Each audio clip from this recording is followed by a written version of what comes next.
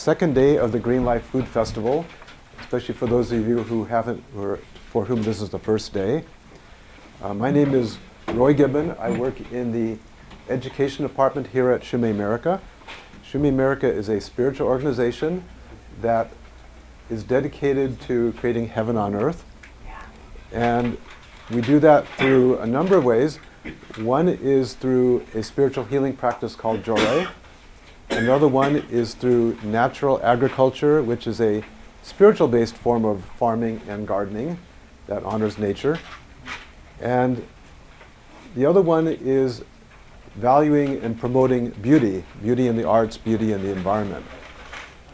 And the theme for this Green Life Food Festival is healthy food for all. Healthy food for all.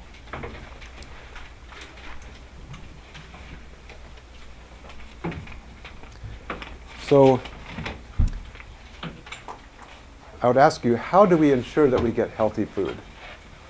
How do we ensure? And can we have healthy food if our environment is not healthy, if our environment is not safe? And can we have a healthy environment if we lack ecological awareness? If we lack ecological awareness. And what do I mean by ecological awareness? That is the ability to see the big picture. To see the big picture. So first of all, what is healthy food? We're going to have a panel discussion about this later today, by the way, in the hall. What is healthy food? To be brief, healthy food, in my opinion, is food that is free of chemical and other contaminants, and that is full of nutrition and is fresh. And what is a clean environment? I guess before I go to what is a clean environment, how many of you here are concerned with the environment today? Yeah, there's a lot of problems, and it seems to be getting worse and worse. We have chemical pollution everywhere in our skies, in our water, in the earth. We have radiation in the oceans. We have oil spills in the oceans. Our food is getting toxic. Our personal care products are getting toxic. It's just everywhere. There's electromagnetic pollution, and it seems to be getting worse and worse. So we're getting to be at a crisis for possibly for human and planetary survival for life on Earth.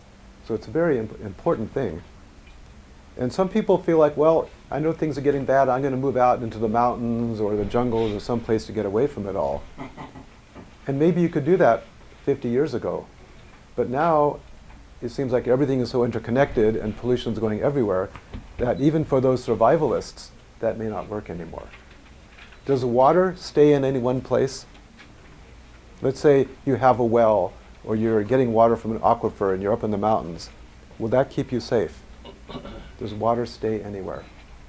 Water moves around through rain and wind, and water comes up from the ground and it just goes everywhere.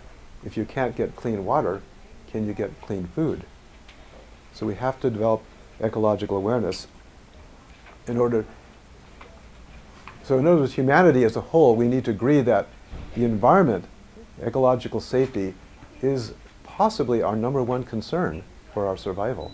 We can't have healthy food if we don't have a healthy environment.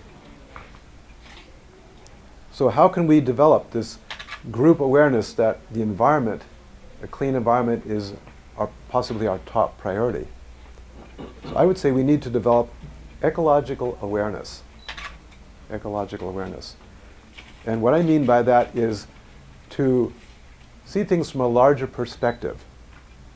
To see, how does my actions affect everyone around me? And how does the society, how does it affect me and my friends? How does the environment affect everyone? How does the social and political institutions affect everyone? How do our cultural values affect everyone? It's all connected. So the ability to see how everything is interconnected and how everything we do affects everything is what I would call ecological awareness, when you see the big picture. I can't be an organic farmer or a natural agriculture farmer if the water I'm irrigating my plants with has all these chemical pesticides in it. I also can't be a a healthy farmer if the skies are full of poisons that are coming down from the air. We can't separate ourselves at all. So how do we develop ecological awareness? That would be, anybody have an idea? How would we develop ecological awareness? How do we start to look at the big picture? Spending more time in nature. Spending more time in nature, that would help. Yes, that's right. Anyone else? Look at all the connections from food to health to... So you can study those things, read about it, and think about it. Yes? Uh-huh. Developing a spiritual practice because it helps to raise your awareness. Raises your awareness, or expands your awareness. Yes? Uh-huh. And wherever we learn, hopefully we can spread it somehow. Find a way that we enjoy disseminating the knowledge. Share the knowledge. Thank you. Yeah. So to me, one of the things that prevents us from having ecological awareness is greed and selfishness. Greed, what does greed do? When you have greed, you say, this is what I want, and I don't care about anything else. So you actually, it's a form of ignorance. Don't confuse me with the facts. I don't want to know that. This is what I want. So we have to let go of greed and selfishness for our survival. If you're truly greedy and you want to live a healthy life, you can't just grab what you want anymore, because the earth is like a burning ship. It's going to go down. So you can't really enjoy your large mansion or your yacht if everything is going to go to hell. You have to, it doesn't work anymore. It might have worked 50 years ago, but if you're truly selfish and greedy, you go, we've got to save the planet or all the stuff I have won't matter. Right? It's simple. So we have to go beyond greed and selfishness. Another thing I'd say is we need to go beyond what I call the either-or mind. It's either this or it's that. Either you're right or I'm right. We have to go beyond the leftist political philosophy and the right political philosophy. Each has something to say that's true, and each has things to say that are wrong. Well, even right and wrong, in other words, we have to have dialogue with each other. Rather than saying, I'm right and you're wrong, we have to listen with an open mind and an open heart. We have to think beyond the environment or my own needs. All these separations. Either or is not a way to see the big picture. And finally, I think we need to sometimes get out of our mind and all of our opinions and our facts and to quiet the mind and go out in nature, as Pauline said, and just look at what's going on. Look at things. Sometimes we think we know, but sometimes we have to let that go. To learn new things, we have to stop thinking about what we already think we know. So those are three things, and there's probably a lot of other ways to develop ecological awareness. Practicing planting, if we practice nurturing life forms like plants. So get out into nature. Yes. Take a walk in nature, cultivate a garden, do something that gets you in touch with the earth, which people say is our mother, the Mother Earth. So within Shumei, as I said, we are promoting natural agriculture, but we are in great appreciation for various forms of organic farming, because that's also very good for the environment. But we are in particular focusing on natural agriculture, which I'll talk about soon. Let's see.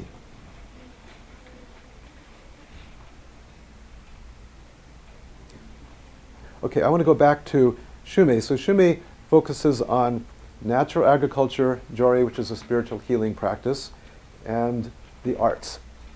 And we want to bring spirituality into the way we farm, we want to bring beauty into the farm, and we want to bring ecological awareness into the farm.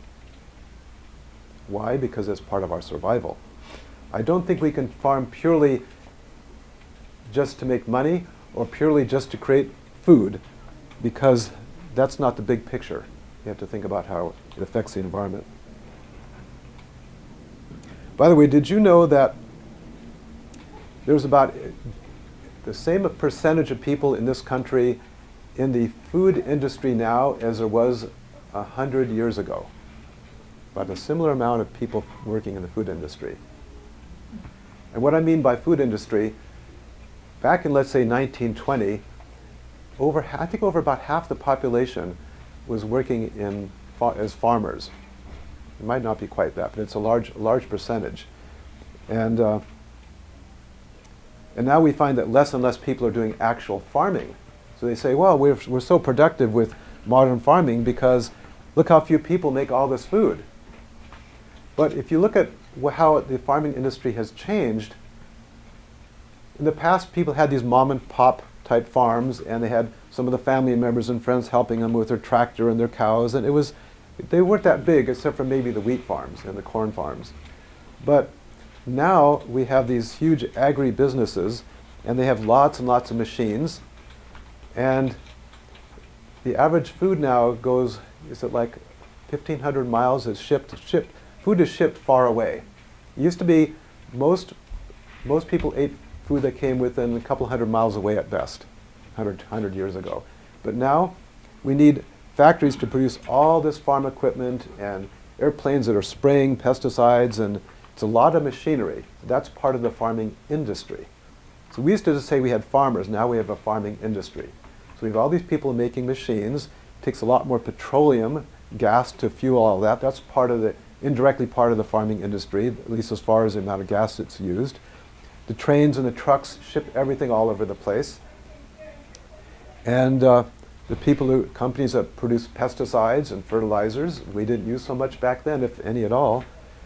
And then there's warehouses where they store all the food to ship it from here to there to there to there. And there's big accounting firms, inventory firms. What else is there? There's advertising agencies, and then there's all this processed food. Most food, you'd buy it at your local store or farmer's market or vegetable stand. We had a lot of vegetable stands back then, and you cooked it yourself. There wasn't that much pre-made processed food. People went to restaurants a lot less than they do now. So there's all the food processing industry, which is huge. Again, more advertising, more shipping, more processing, manufacturing. It goes on and on. And then there's all the waste that's involved with taking all the refuge from the packaging and everything and putting that somewhere, and it goes on and on. So if you add all that up, there's about the same percentage of people working in food now as there was 100 years ago, except that our food is not as healthy as it was back then. It used to be, it was all organic 100 years ago, pretty much. And it was local, it was fresh, and people had a lifestyle of a living that you could feel like I'm actually making something that's contributing to society. I'm making healthy, fresh food for the people, and I know a lot of the people who buy my food from me if I have a farm stand. So it was a different world. And we had a lot of small towns that had a good economy. It's all changed. Everything's gotten centralized. But the main thing is that the most important thing is that this modern food industry is poisoning the water, poisoning the land, and poisoning the food, and it has very little nutrition. And now everyone's an employee for some giant corporation rather than having small independent businesses, which we had before, which was the foundation of this country 100 years ago. So people had worthwhile jobs that they felt that was contributing. So anyway, that's back to the need for better farming. So how many of you here prefer conventional farming, by the way? And I just had to ask that. You don't have to raise your hand. You can raise your hand down if you want. That's like a no. Okay. Okay, I have another question. How many of you think that we need conventional farming to feed everyone on the planet? Can we create enough food with organic farming and natural agriculture farming and those kinds of farming to feed everyone? Some people say, no, you can't. What do you think, Alice? They actually, you have enough food right now. It's the matter of distribution. Yes. And it's the matter of spoilage. That's right. So That's right. it's actually, we are producing enough food. More than enough food for everyone, for all 7.5 billion people. Exactly. Yes. Ben, Remember when they did the victory gardens in the 1940s? during the World War II. The FDA was like, or the USDA, and then we're like, well, we're not going to be able to produce enough food to manage that, but they ended up producing the same amount of food that the entire conventional farming society. Really? I didn't know that. It was kind of a shock for everybody in that period of time as well.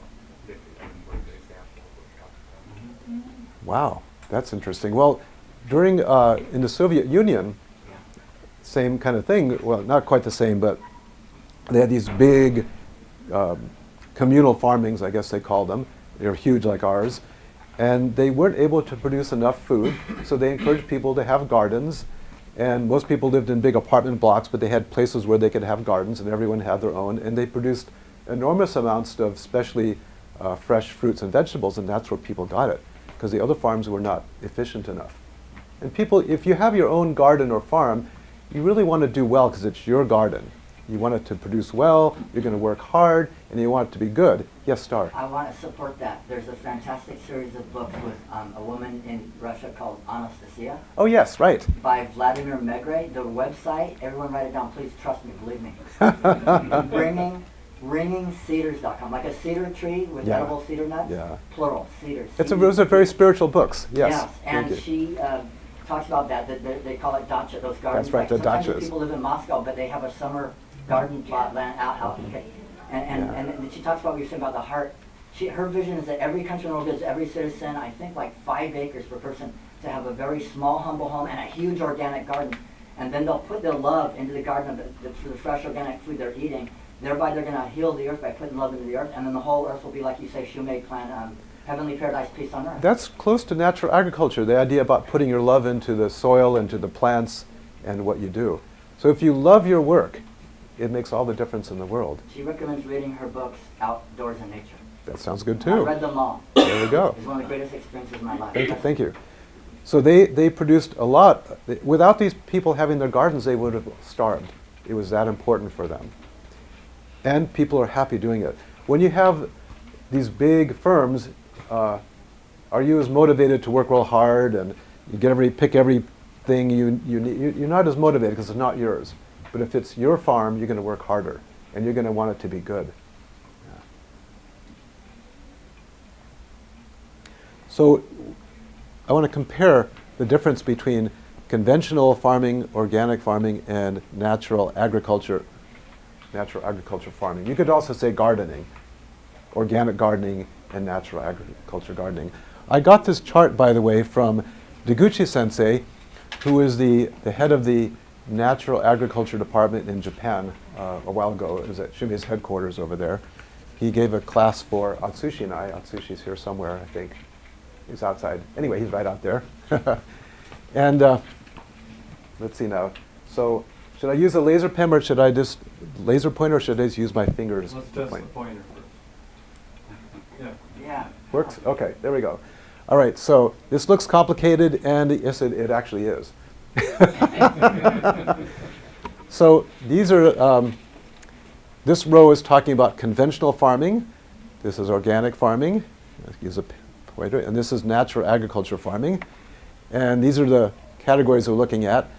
Do they use chemical pesticides? Yes or no? Do they use organic pesticides? Yes or no?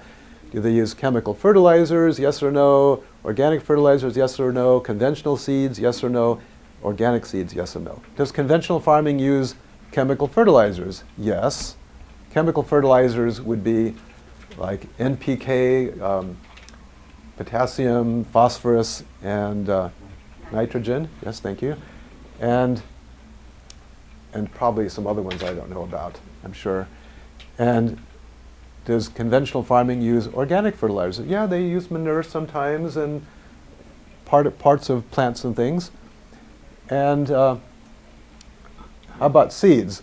Does conventional agriculture use conventional seeds? Yes, they usually buy it from big companies such as Monsanto and Dow or DuPont. Anyway, they buy conventional ones. And now, so many of the seeds they buy are GMO seeds, which is not very good for you. And do they use organic seeds? Yeah, sometimes. Yeah, I think they do. I'm not sure about that, but they buy what they can. Not everything's conventional. How about organic farming? Do they use chemical pesticides? No, thank God. Thank God they don't use that.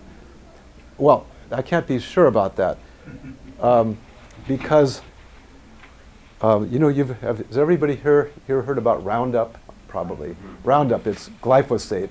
It's very toxic pesticide, and they spray that on most genetically modified organisms, genetically modified crops. But now what they're also doing is with wheat crops. When it's time to harvest wheat, you can get maybe 90% of the wheat that you can harvest. About 10% is not quite ripe, it's still green, so they don't get everything. But what they found now is if they spray everything just before they harvest it with Roundup, it desiccates the crops, it makes them dry up, and they can get 100% of the wheat. But the trouble is, you have Roundup, which is very toxic. It's on your wheat. And I've read different things. Some people say that even some organic wheat gets sprayed with that before it's gone out, and some say it doesn't. So I don't know what's true. Does anybody know if that's true? A lot of the new farming, especially in wheat and the like, will spray with the glyphosate about 2 weeks before they harvest because it dries the plant. And Yeah, doesn't desiccate. make machine. Do you know if they do that to organic wheat? Some of them are doing it. That's what I thought, But which it's should be not- against organic it's not an rules. accepted practice. Yeah, but it's still, but now we have, the trouble is, as the amount of people buying organic food is going up, up, up. So now the big companies, the big giant farming industries are starting to get into organic farming. Do you think they really care that much about the soil, or they just want to make profits? Now, the way the capitalist system works is you have big corporations, and the corporations have to make money for the shareholders. That's the way capitalism works. And I'm not criticizing capitalism, but it has some problems. And when you have a corporation, if that's the only motive is to make money for the shareholders, then if someone says, well, we need to take care of the land and the soil, and we have to make healthy food for people, no, that's not our job. Our job is to make money for the corporation. That's our only job. So when you have a large corporation creating organic farm, they really have a different motive than people who have private farms.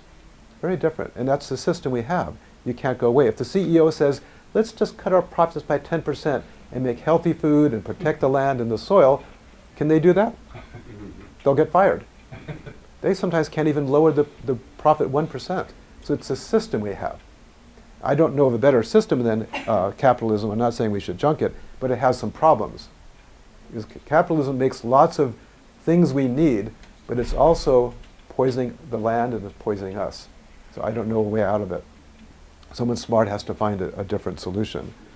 And I've heard of some, but I don't want to get into that yet or today. So there we have people that say they're organic farmers and they're spraying stuff with chemicals. So what do? So even you can't just say, oh, it's organic. We can't be sure anymore. So we'd have to do the best we can. So anyway, organic, do they use chemical pesticides? For now, I'll say no. Do they use organic pesticides? Yes. So what would be some organic pesticides that organic farmers would use? Ben, you could probably answer that. No, actually, I don't know. You don't? I don't get involved too much in the organic. You're more permaculture. I'm more what the plant likes. I like to listen to my farm and my plants, and they have no interest in some of that stuff. So There we go. I don't really explore it. So you listen to them because you listen to the plants because.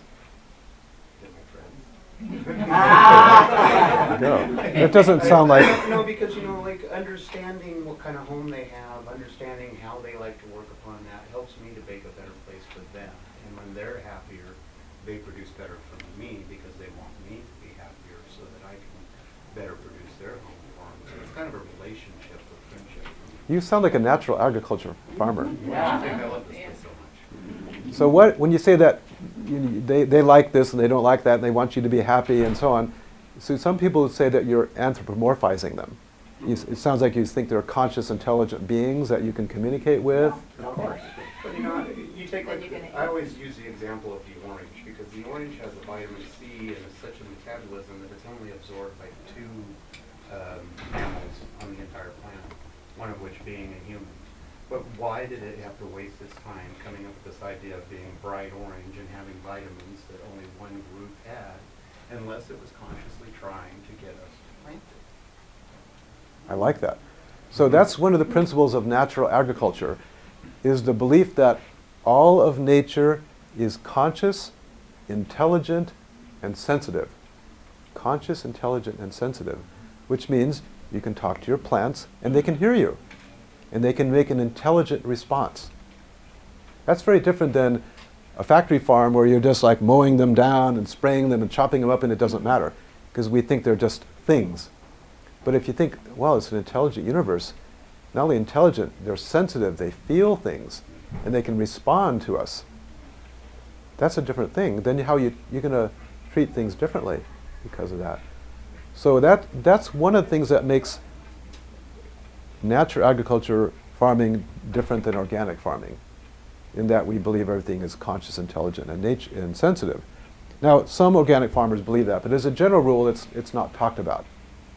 But if you think that not only are the plants alive and conscious and sensitive, but even the soil and the air, everything around you responds to your thoughts and feelings, well then, okay, not only do they respond, but we believe that the attitude of the gardener or farmer affects the plants, affects the ecosystem. So if you farm or garden with love or gratitude, your plants will do very well. So I'm kind of going ahead of myself, but we got off track here. We'll get back to that. So where are we on organic? So organic farms use organic pesticides. So I think they use things like cayenne pepper, garlic, diatomaceous earth. There's a few other natural things they use that are not toxic, but the idea is that you still have to fight the bugs. You know, you're kind of in a bit of a battle there. They're eating our food and we got to protect it. And does organic farming use chemical fertilizers? No. Well, not usually. They might use NPK sometimes. I'm not sure about that. They might use rock dust and recycled plant waste and what else? Fish mulch and things. And technically, if they're doing manure and cattle are eating Yeah. chemicals or whatever. Yeah. technically, it should be organic manure. Technically, yeah, that's right. But you think the big organic factory farms are really being that careful? Not if they can get away with it, they won't. And do you think the agencies are really monitoring them that closely? Probably not. There's no budget. So who can say? So if we're thinking, when we say organic, we think about the mom and pop farms are probably doing pretty well. But the big factory farm, organic farms, it's hard to say. You can open that door if you want, the one on the right, so people can hear. Oh, it opens inwards. Oh, maybe we can push that open a bit. Yeah, we could arrange it. You don't really need to take it from back. We're taking a door opening break. And it'll get a little more fresh air in here. Yeah. Good idea. Thank you. There should be a door stopper there that And would that keep one it too. open. That one can open. There's a door stopper somewhere down there. Yeah.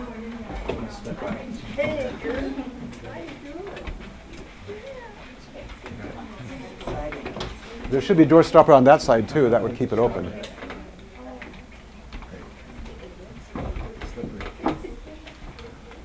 Okay, so back to organic. So if anybody knows of other organic fertilizers that are used, let me know. Otherwise, we'll move on. And okay, how about does organic farming, do they buy conventional seeds? They try not to, but sometimes they do because that's all they can get. I have a question about that. If they do, I hope that they're getting the ones that will be, like what Shumei says in the natural seed saving. Yeah. Because Monsanto, I heard, is being kind of tricky to me, but where they're actually creating the seeds on purpose to be non-viable. Those are called terminator seeds. They'll grow plants, but if you take the seeds from that plant and put it in the ground, it won't work. Yeah. They're sterile. Yeah, So that's they right. can get everyone dependent on them as the only source. And some places are trying to ban seed saving. It's crazy, huh? You can't have your own seeds? Yeah. So I'm just curious if if Monsanto has not yet taken over the whole conventional seed production. Well, what the big, If there's other people who are creating conventional seeds that are still viable, that will grow a plant that will grow viable seed fruit. yeah, I don't know the exact details, but I know that these big companies are buying out more and more of the seed producing and seed sellers, people who sell seeds. So we're getting more tricky. And then when they have enough money, they can buy out politicians to make the laws saying, Yeah, that's you how the can't- world is. You can't illegally grow the kind of seeds that you can't do seed saving. So greed makes people ignorant. All they care about is money. They don't care about the consequences of their action. And that's why we need to move to ecological awareness where we see the big picture. We need to do that as a human race. Yeah. Well, I was reading not too long ago that the conventional farmers in the Midwest, a lot of the big corn growers are actually moving towards non-GMO because the GMO seeds are more expensive. You Well, know, that's and what's there are- happening. A lot of the big farms are moving to no-till. Yeah. So there is kind of this, this knowledge going through the farming community. Thank you, Billy. Yeah. Billy has a farm up in Washington State, organic and natural agriculture farm, or is it all natural agriculture? Natural agriculture. So yes, what's happening is more and more people are realizing that GMO crops are not really financially viable. The promise was that GMO seeds would produce much more food than other seeds, and the Roundup would kill all the bugs. It was very effective, and you'd make a lot of money. But it turns out that GMO seeds do not produce more food than, hi Barbara, Hi there, Roy. they do not produce more food than other crops. But you have to buy your seeds every year. You have to buy more and more pesticides, because each year what happens with Roundup is the weeds are starting to develop resistance to the Roundup. So you have to spray more and more and more. So you're spending more money on that. And meanwhile, you're getting sick, the farmers are getting sick, and the food is toxic, and they're losing money. So it may be one of the ways ecological awareness will come back to us is we're all going to start suffering the effects of not just toxic farming, but a toxic civilization. What about how many people are getting sick from all sorts of immune system problems that we didn't have even 20 years ago? The rate of autism is unbelievable, but that's another story. But there's all sorts of problems that people are getting from toxicity. Star.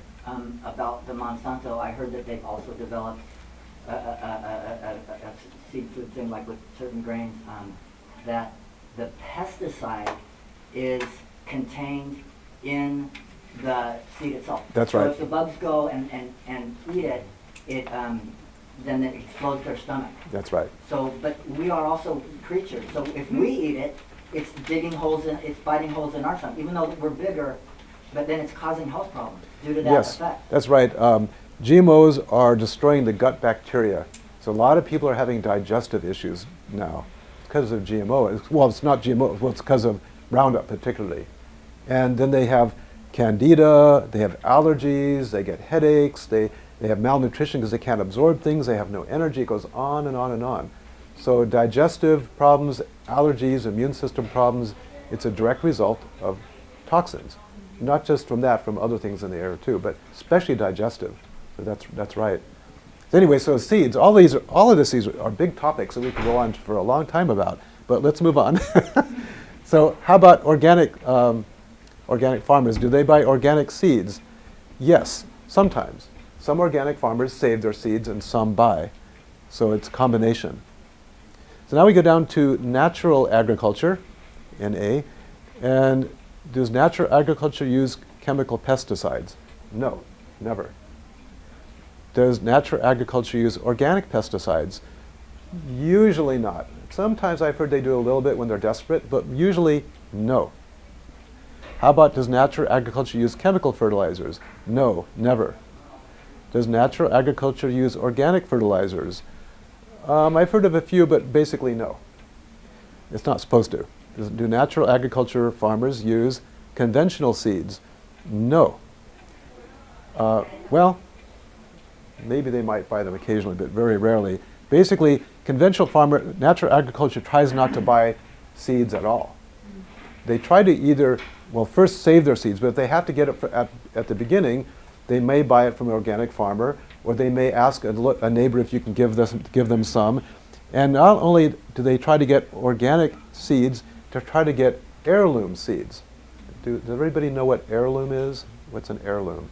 An heirloom is a crop that's been growing in the same region for a long time, so it starts to evolve and adapt to the local area. So you might find tomatoes grown in Southern California are very different than tomatoes grown in Iowa or in Pennsylvania. They have a different color, different shape, different taste, and they have different names. Look at all the different apple varieties we have. Those names represent different regions and different soil conditions. They used to be called heirloom apples. Some of them now are so massively done that I don't know what that means. So you want local seeds that are free of pesticides. So you want to, and if you're a natural agriculture farmer, you want to also share your seeds with other natural agriculture farmers. Now, what's the profit motive in doing that? To share them with your neighbors. There isn't anyone. So why would you do it? Because you have ecological awareness. You're not so greedy. You're thinking about the big picture. Yes, I need to make money as a farmer. I need a good income, but I also need to have a safe environment around me. I want as many people around me to become organic farmers or natural agriculture farmers rather than conventional ones, because I'm sharing the air and the water with my neighbors. And I want them to be happy. We want to create a movement. So you want to share. So it's not always about profit, it's about sharing and thinking about the big picture. It's an ecological awareness, or you could call it generosity. So anyway, organic seeds, you generally don't want to buy organic seeds, you want to save them. So why is it so important to save seeds and grow them again? Is it important, or why don't you just buy seeds every year? Anybody have any idea? Develop a relationship with those seeds. Those seeds develop a relationship with the soil. Yes, that's right. The seeds develop a relationship with the soil. So, Vice versa. yes, so this is, let me see now. I want to get into one of the principles of, Also, so we become self-reliant in the cycle of life. You know, so, yes, you know, so we're not dependent on some distant thing being shipped in. Like, we can keep it going sustainably in a self-reliant way right there. so yes, Ben, yes, thank you. Just one small is, you know, I plan to be a farmer for the next 50 years of my life, and I plan to hopefully take that on to my family and their family, and I hope to do so in the same spot for a long time. You know, some plants start to grow up with a relationship over several generations. They start to become accustomed to one particular. Which is an heirloom. If I'm always constantly bringing stuff from California up to Washington, it's going to have to readjust every time it gets up there to be able to understand my land and my convention. But if they're used to me talking to them generation after generation, if they're used to that same soil generation after generation, they're used to the climate. They become stronger. They become stronger and they become more satisfied. And That's right. eventually, they become a better seed than what I could have ever thought. Up in, there's a place called, more resilient, thank you. There's something called Walla Walla, Washington onions that you can only get in southeastern Washington state. They're so sweet, people eat them like apples. Wow. Yeah, they're really something. You know, who's thinking someone's eating an onion? Yeah, I want a bite, give me. But they only ship them in that area. You can't get them in California. They're only regional, that's it. That's all you can do. So if you want Walla Walla, Washington onions, some people call them apples because they're so sweet. You have to go up there. So, okay, so what is the primary principle in natural agriculture is to farm or garden as close as possible to nature, to the way nature grows things. But, okay, so for instance, if you go down to the Amazon jungle, is anybody plowing the land there? Are people planting palm trees and cycads and bromeliads? Are people adding fertilizer and manure? Are people rotating the crops over there? You know, it's doing fine, right? How about the big forests in like northern Canada or Siberia? No, things are going. So where are they getting all their food? I mean, no one's adding manure and compost and mulch and stuff. What's going on? So we want to grow things as close to nature as possible, but still things that will satisfy our needs. Now, you could, first the question is, are humans separate from nature? We think we are, though, don't we? We act like we are. So that's what ecological awareness is to realize that I am a part of nature. I am natural. But do we think naturally? If we don't think naturally, we don't act naturally. If we don't act naturally, we mess up the environment. But our need for certain kinds of foods is part of a natural process. Every species has its own.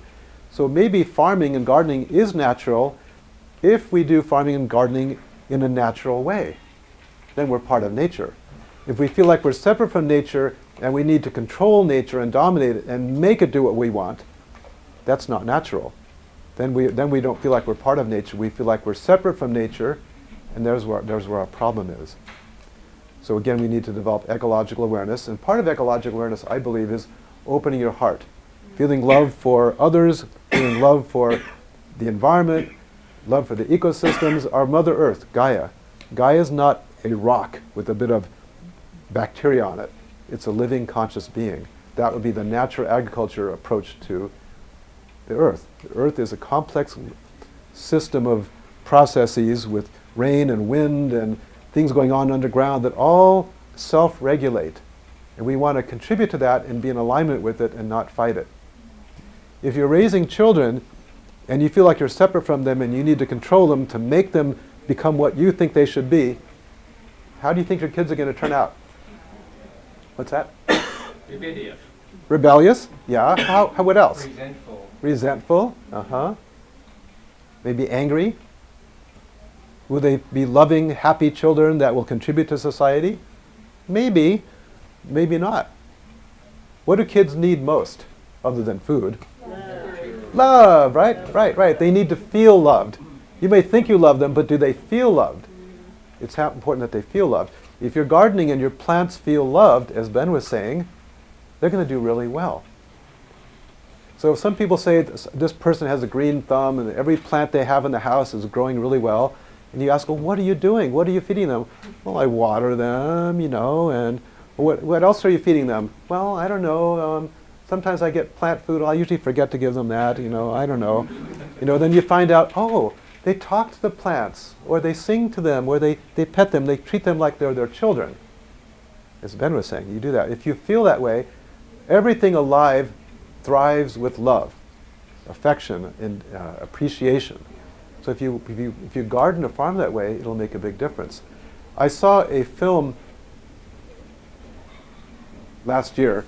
It was in Japanese. It was about a farmer up in, I think it was Hokkaido in Japan, and his daughter died, and he was very depressed for a couple of years. And eventually he got this insight. He realized that all these plants were alive. And that sounds like, well, yeah, of course they're alive. But when he said alive, he meant that they're intelligent, they're conscious, sensitive beings. And he started feeling very grateful that they were growing things, because he knew what life was because his daughter was no longer alive in the usual sense. But these plants are alive. And after being depressed for so long, he switched and started thinking, thank you for being alive. And he just switched, and he didn't want to be depressed anymore. So he thought if he focused on gratitude and appreciation, he could turn things around.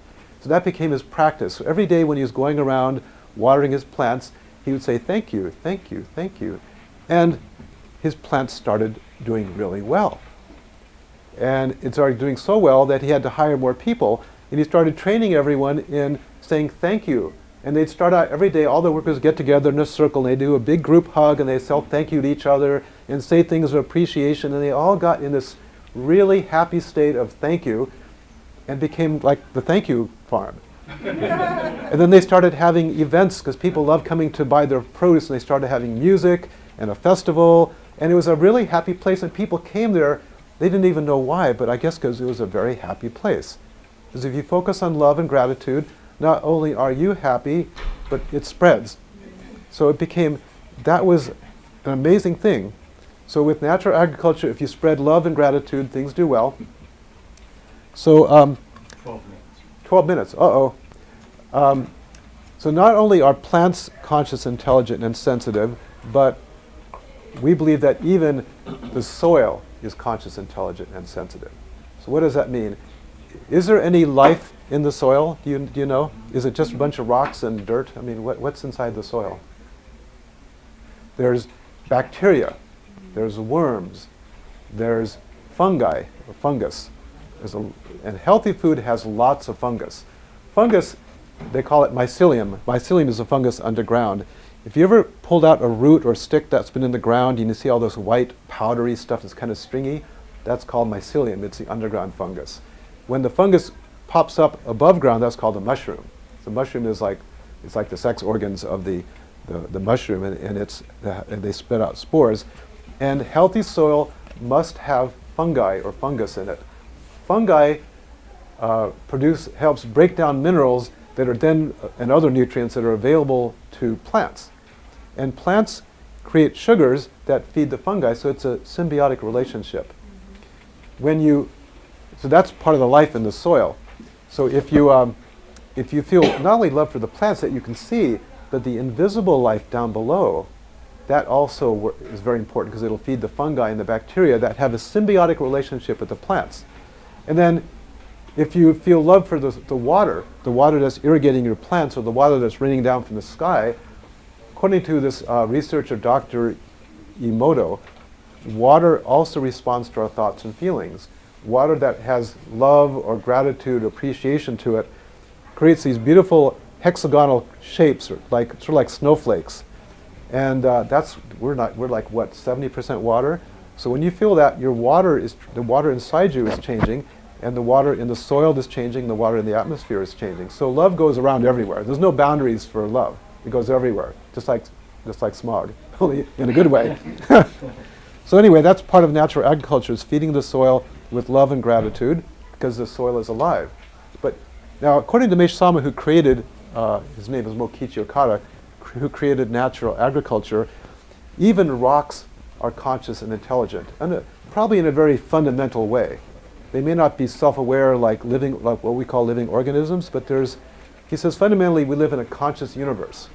Not in a dead universe in which there's a few living things, but it's a conscious universe, which means everything responds to our thoughts, and our thoughts affect everything in ways that we can't understand or can't imagine.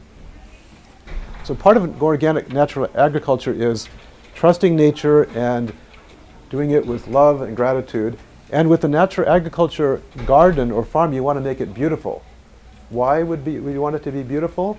Because beauty affects our heart. If you see beauty around you, you tend to be happier. It brings out the best in you. And it may bring out the best in the plants. Most wild nature has some beauty to it. But sometimes when humans come around, we mess it up. So you bring some beauty there to affect the mood, to make the plants happy, to make yourself happy. I'm running out of time, but a couple things I want to mention is, because I don't have time to cover everything, conventional crops oftentimes grow very tall and fast. But if you look at this one, its roots are rather shallow. Natural agriculture crops tend to be, they grow a little slower, but they're thicker and sturdier, and they have a huge root base. Why was that important? Because there's all the minerals in the soil, so when you go deep, you get all these minerals. You'll find that the natural agriculture crops have more nutrition. They also withstand extreme weather, like droughts and floods and hurricanes, because of this deep root structure. If they get damaged, they can regrow better. Now, with conventional agriculture, oftentimes the crops come up really fast. Maybe 90% comes up right away, and then only maybe 10% comes later. With natural agriculture, let's say you have a strawberry plant. The strawberries come out more gradually over a period of time. Maybe 50% comes up now, and the rest come up over many, many weeks. It's not always as profitable to do natural agriculture farming as conventional, because in farming or in growing fruits and vegetables, the first crop of the season gets the most money. Then after that it goes down because more and more people enter, so it's a race. So anything you can do to push the things to grow stuff fast, give them all the pesticides and fertilizer you can to make it grow, you make a lot of money, but oftentimes they have no taste and they have no nutrition, but they make a lot of money.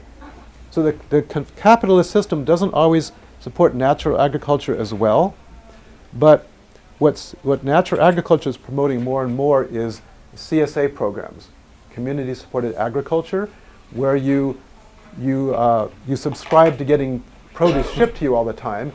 Now, do you want to get all your strawberries in 1 week, or would you rather have them for maybe 2 months?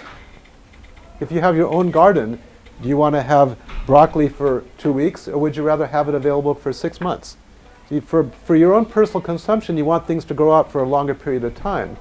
If you're in a race to make a profit, you want it all to come up right away. But that's not very sustainable. So there's a difference. I don't have time to go into this, I'm sorry. This looks complicated, doesn't it? I hope the humans will also be conscious, intelligent, sensitive. Okay, do we have any questions so far? Or comments? How much time we got? Yes, Ben. I just want to know more about the diagram. Well, how much time do I have? 5 minutes? What is it? You can stay. You got enough for about 5 No, minutes. we can't. We can't. There's another thing happening, right? In the other hall?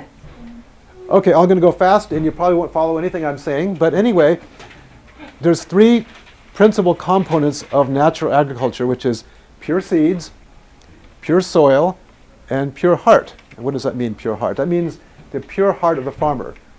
When we say someone has a pure heart, what does that mean?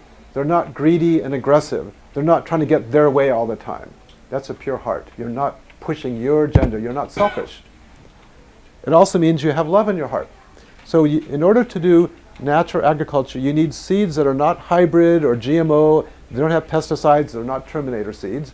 And ideally, they're heirloom seeds that have been adapted to the soil. You want pure soil that has no contaminants in it, and that's a big topic we didn't get into. And again, the pure heart. Those are the essence. When you have all 3, you get the ideal balance of the 3 here. This bigger circle is nature. It's all done within the larger context of nature, which is ecological awareness. And again, all of nature, according to natural agriculture, is conscious, intelligent, and sensitive, just like, well, most everybody I know. So if you got ecological awareness, you too are conscious, intelligent, and sensitive. So that's how you want to do natural agriculture. And if you have a natural agriculture garden, you'll probably find great joy and fulfillment from doing that. Comment on the roots. I expect that you would find that organic would also have smaller root systems. Yes. Because we're pampering the soil somewhat. That's right. So again, there's so many things I didn't get into. I wanted to compare organic and natural agriculture more and talk about what happens when you put nutrients in the soil, such as compost. It's just running out of time. So, yes? Have you heard of the city of water in Tokyo, near Tokyo in Japan? Does everybody live on boats? Well, no, they just clean their water all the time, and it's been going on for many years. What do you mean they clean it? It's called the city. I can't remember the Japanese How do they name. clean it? What does that mean? They do it by waterfalls. You know, Oh. it runs all through the city, and they have canals, and the same water comes. Recycles? Always, and it goes through the whole city. I can't remember the Japanese name, but it's southwest of Tokyo. Okay, because Japan goes like that. Yeah, I can't remember the There's an Austrian naturalist called Victor Schauberger that studied ecological systems, and he found that water rejuvenates itself when it goes down a stream because it hits rocks and it twists and turns, and all that moving does it. And if when we have these big aqueducts and pipes in cities that go straight for miles and miles and miles, the water gets kind of dead. But if they were to cause the pipes to have little grooves that cause the water to spin, it would be somewhat self-cleaning. It would be alive, which is basically following nature. Nature doesn't have streams that go like that, like freeways. It wiggles, it bumps, it's got rocks, and it rejuvenates, gets rid of the bacteria, it becomes alive, it got a life force to it. So waterfalls do that too. I'd be very fascinated to know about that. You ought to find out. Thank you. Ask some Japanese friends. We have lots of Japanese here. I'll have to do a survey. Anybody else have any? Yes. Yeah, I just want to acknowledge this message. It's beautiful to learn about natural agriculture. It's a new concept for me. My name is Jessica, and I work for a nonprofit called Kiss the Ground. Nice. We educate about regenerative agriculture, and this totally aligns with our work, and just really excited to to hear this message and hear you speak about We do have publications, by the way. Probably our main textbook is called Spirit of the Land by Dinah Jerkins, and we have a publication table over there. I'll be over there selling it. This is like a textbook. The first half is the principles and practices. Second half is stories of farmers and what they've done. And there's this book called Farming to Create Heaven on Earth. This is, the writer is interviewing about a dozen farmers or gardeners in Japan, mostly Japan, about what they're doing with natural agriculture, their challenges, the things they learned. And you learn about these principles through a journey with this writer, because she doesn't know anything when she starts, and it's really fun to read. And this book, I'm the co-author of this book, called An Offering of Light, Healing with Jorei, Natural Agriculture and Art. And there's a chapter here that deals with natural agriculture in more of a philosophical sense, but that's available too. And there's a little booklet here that has a small section on, it's a Q&A, question and answer, and it has information about natural agriculture. I'm the author of this one too. And we have brochures. I don't know how many we have left. This frequently asked questions about natural agriculture. It's question and answer. It's very nice, very well written. We have some here and there. If you can find them, you may have to hire a scout to find them, but we have them around. So thank you all for coming.